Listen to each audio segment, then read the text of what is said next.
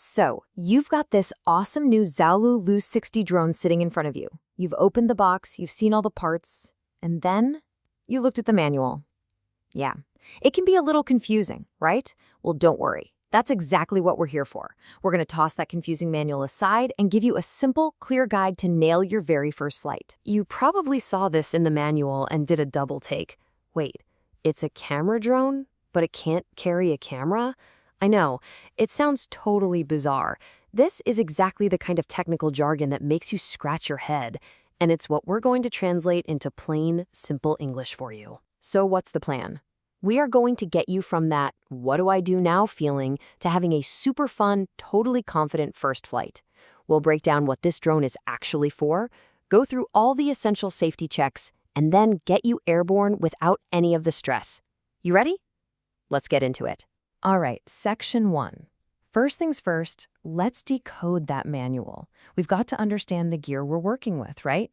This is all about figuring out what those specifications actually mean for you and your flight. Okay, so let's break this down. The manual calls it a co-level toy drone.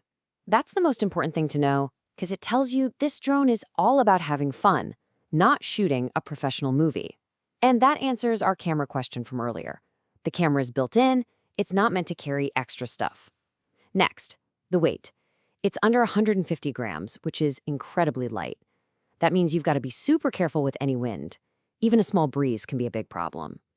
You can fly it with either the remote control it came with or a Wi-Fi app on your phone. Your choice. And finally, that max altitude is capped at 50 meters. Think of it as a built-in safety bubble to keep you from accidentally flying it out of range. So, what does toy drone really mean? It just means this thing is designed for pure entertainment. It's perfect for beginners or younger folks to learn the ropes of flying. It's not a pro tool, and that is totally okay. Getting your expectations right is the key to really enjoying it. Okay, moving on to section 2. We know what the drone is, now let's get it ready to fly. This is your pre-flight checklist, and listen, these are the steps you have to do before every single flight. No shortcuts, this is all about safety. First things first, power. The remote needs 3 AA batteries, and a quick heads up, they aren't included in the box, so you'll have to grab some. Next, get that drone battery charged up using the USB cable it came with. You'll see a red light while it's charging, and when the light turns off, you're all set. Now, here is a really important detail. A full charge takes about 100 minutes, and that'll give you about 6 to 7 minutes of flight time. Yep, so you gotta plan your fun in short bursts. Okay, listen up, because this might be the most critical step of all. You've got propellers labeled A and propellers labeled B. You absolutely must match them to the A and B spots on the drone's arms. The manual is super clear about this. If you mix these up, the drone will be totally uncontrollable. It'll just flip over and crash. So please double check and then triple check this step. All right, right before you take off, we're gonna do one last super quick check. Ready? Arms fully unfolded? Yep. Propellers on correctly and not damaged? Check. Full power on both the drone and the remote? You bet. And finally, take a look around you. Are you in a nice open space with no wind and nothing to crash into? Perfect. You are good to go. And here we go, section 3. This is the moment you've been waiting for. All the prep is done, and it's finally time to fly this thing. We're going to walk you through the whole process, and you'll see it's actually way easier than you might think. First step is to calibrate. All this means is we need to get the drone and the remote talking to each other. It's super easy. Just put the drone on a completely flat surface and turn it on. Then turn on the remote. You'll hear a little D sound, and the drone's lights will go from flashing to solid. That's it. You're synced up. Now, for your first time up, here's a pro tip. Do not try to be a hotshot pilot with the joysticks. Seriously, just don't. This drone has a one-button takeoff feature. Use it. You just press the button, and the drone will lift up perfectly and just hover there, waiting for you. It's awesome. 50 meters. Burn that number into your brain. 50 meters. That is your maximum altitude. It's your ceiling.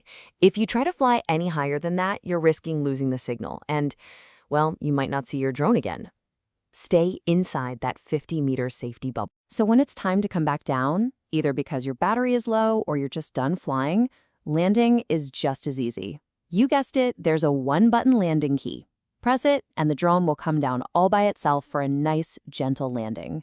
And just like that, you've done it. Your first full flight is in the books. All right, section 4. So you've mastered the basics. You can take off, fly around, and land. Now you're probably thinking, okay, what else can this thing do? Let's unlock some of the cooler features so you can start flying like a pro. Did you know your drone has 3 different speed gears? It starts you off in low gear, which is perfect while you're learning.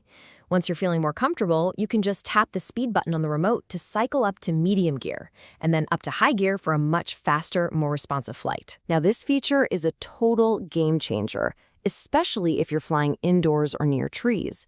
It's called obstacle avoidance. You just press and hold a button and the drone's sensors will kick in. It will literally refuse to fly into a wall or a tree branch. It's your personal anti-crash system. How cool is that? Ready to try a trick? This drone can do a 360-degree flip in the air, which is really fun to watch. But, and this is a big but, you gotta listen to the manual here. It says this stunt consumes a lot of power. Translation, it's gonna drain your battery fast. And you absolutely want to be in a big, wide-open space when you try it. It's a blast. Just use it wisely. Okay, we've arrived at our last section, section 5. We've gone over all the fun stuff, but honestly, this is the most important part. Owning a drone is amazing, but it also means you have a responsibility to be a safe, smart pilot. Let's go over the rules of the sky. These here are the absolute no-fly zones. Never ever fly near an airport. The rule is to stay at least 5 kilometers away. Also, avoid flying over highways, train stations, or any big crowds of people. And remember, this specific drone can't handle bad weather or flying at night. These aren't just suggestions. They're serious rules to keep everyone safe. You might have noticed the manual is a little confusing about the age limit. It says 12 and above in one place and 14 and over in another. Instead of getting hung up on that, let's just focus on the most important takeaway. A responsible adult should always be supervising, especially with younger pilots. That is the real golden rule. And finally, a quick word on being a good drone citizen.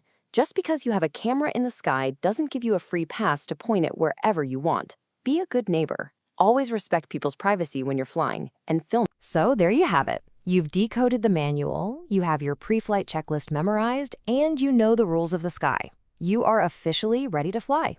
The only question left is, where will that first flight take you?